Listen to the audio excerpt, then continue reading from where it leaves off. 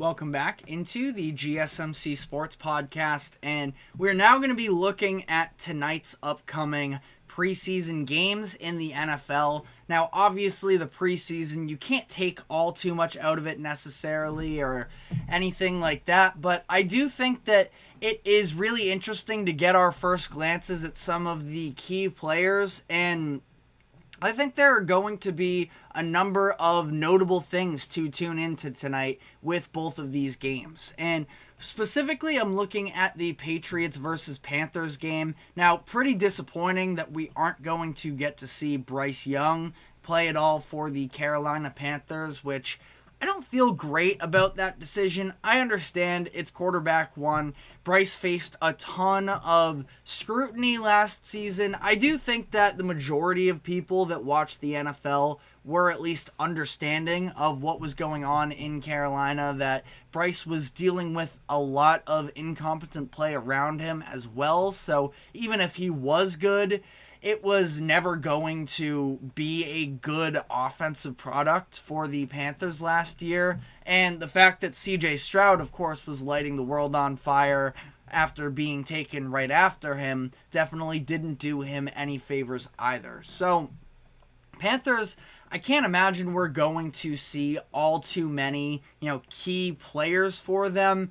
If I were to ask anything of the Panthers, I would be really interested to look specifically at some of their wide receivers. Jonathan Mingo had a very disappointing rookie season last year. After taking him with the 39th overall pick, it seemed like Mingo was supposed to emerge as the number one wide receiver for Bryce Young moving forward here, but it did not end up being the case. He had a bad season, so I hope that he gets some runway and that he can find his way to look a little bit more comfortable. I think that Andy Dalton's going to start the game for the Panthers at quarterback. I'm not 100% sure on that.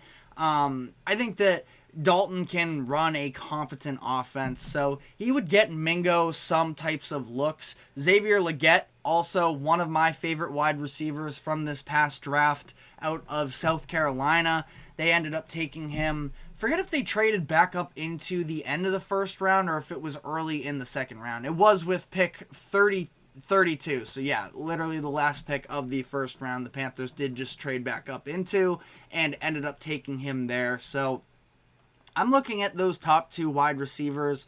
Not going to be top two in terms of targets probably this year for the Panthers, but some of these younger receivers for the Panthers to see if any one of them can emerge as a go-to guy that Bryce Young is desperately going to need as he tries to change the momentum on what his reputation in the league is. One other player that I'm definitely looking forward to seeing play as well is Ja'Tavion Sanders, who the Panthers took in the fourth round of this past year's draft. He was drafted out of Texas, so I do think that, that's going to be an interesting name to tune into as well.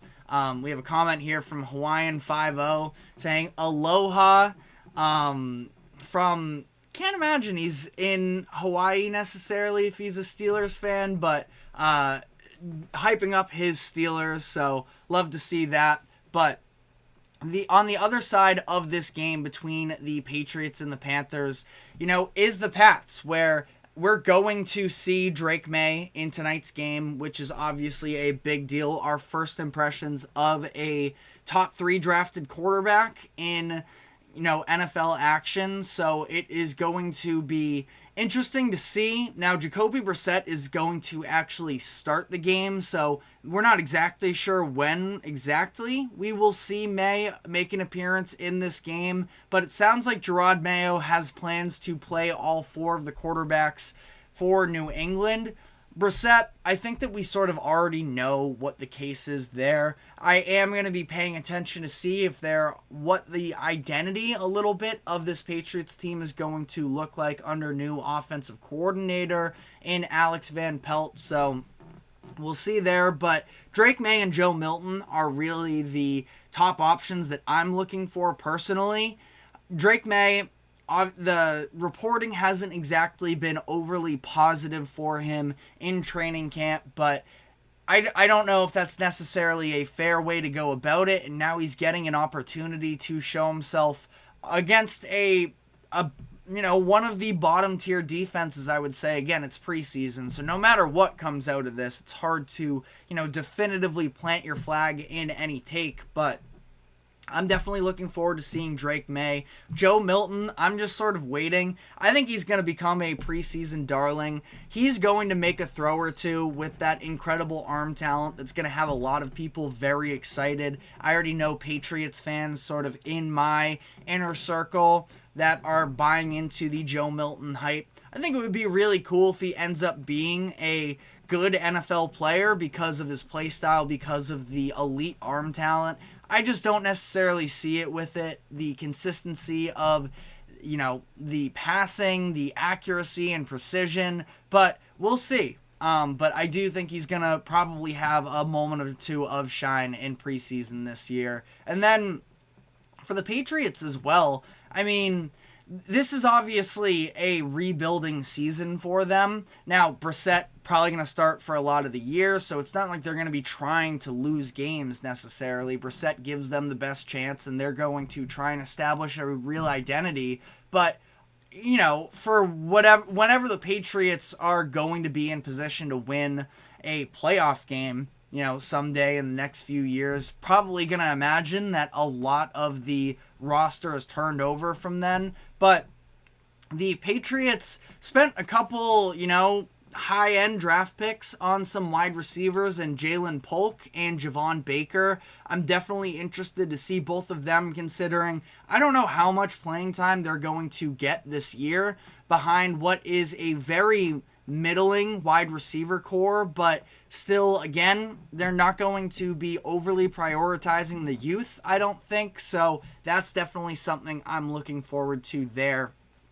I also think that there are a couple defensive names maybe now, especially with Matthew Judon and the holdout situation that's going on there. I'm expecting a big season out of Keon White, so I think that we could see him maybe burst onto the scene a little bit in this game as well. But as for the game between the Giants and the Lions, maybe not quite as much from in a point of getting the first looks at new players, considering the fact that the Panthers and the Patriots are both bad. So this is sort of, they're trying to find themselves, and they're going to be a little bit more willing to play some of their starters a little bit more. The Lions, I can't imagine we are going to give any sort of, looks into what their upcoming season is. They just made the NFC Championship game last year, so they are probably going to just be kind of playing this game as a formality. I'm curious to see if we do get any playing time from Terrion Arnold, who was one of my favorite players in this past year's draft. Out of Alabama, the cornerback, they definitely need a little bit of reinforcements, I'd say, in that secondary. Ines Rakestraw Jr. as well, another one of their draft picks. So I hope that we get some run time from them. Ifeatu Melifonwu, who during the second half of the season really started sort of making a name for himself out of the secondary. I'd be keying in on that group of players for the Lions because it's going to be, I would say, a difference maker for Detroit this upcoming season if they can sort of lock down in that secondary a little bit more than they have in previous seasons. And then last team we're going to be looking at tonight is the Giants.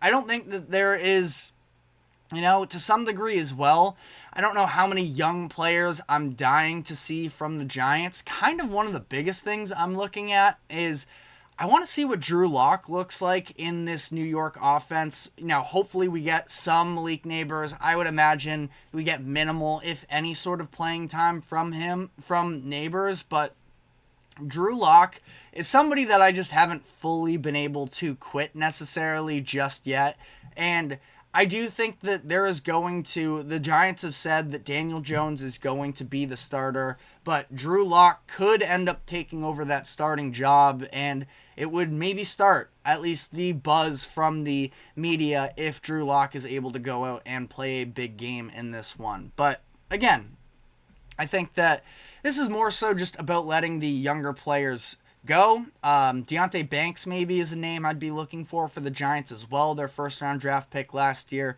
I thought showed a lot of potential. I don't know if he's going to be getting all that much playing time, but he is definitely somebody I'd be interested in. Isaiah Simmons, if he is able to find a little bit of a role for himself as well, would be interesting to me, but let me know what you're looking forward to. We do have a couple Steelers fans in the chat right now. Paranormal in the Fernhouse saying, what's the update with Steelers? I don't know exactly what on that note you'd be referring to there. We did talk about the Brandon Ayuk situation earlier, that the Steelers are trying to work their way back into the conversations for Ayuk.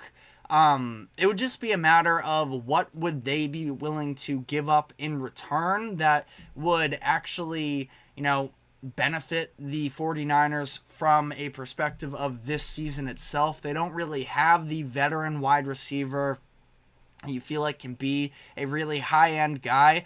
I did see a tweet from Andrew Filipponi, who works for a radio station 93.7, which is out of Pittsburgh, and he talked about, or he at least tweeted out, the idea of whether or not the 49ers would be trying to get either a Pat Freiermuth or George Pickens out of the Steelers. I don't know if really either of those names make all too much sense. It did definitely intrigue me, him throwing it out there. George Pickens would feel like, to me, a little bit of a lateral move from both sides, where he's going to be eligible for a contract extension after this season. So the 49ers would just sort of be punting the ball down the field a little bit further and have to deal with possibly the same exact situation next offseason. Pat Freiermuth is a good player, and I think that, fully healthy, he's going to be able to have more of an impact. We'll see about what type of quarterback play he actually gets this upcoming season, but I don't know if, that necessarily pushes the needle for the 49ers either, especially behind George Kittle. They haven't traditionally been much of a two tight end system, but that's what I got for you in terms of an update with the Steelers. I'd be happy to answer any sort of specific questions, but we are now going to be taking our next break, and when we come back on the other side, we're going to be switching gears a little bit to the NBA, where I want to discuss the reports that came out about the Golden State Warriors being hesitant to trade for Lauri Markkanen because they considered Brandon Podziemski untouchable. So we will dive into that conversation, but first, a quick break. Don't go anywhere. We will be right back.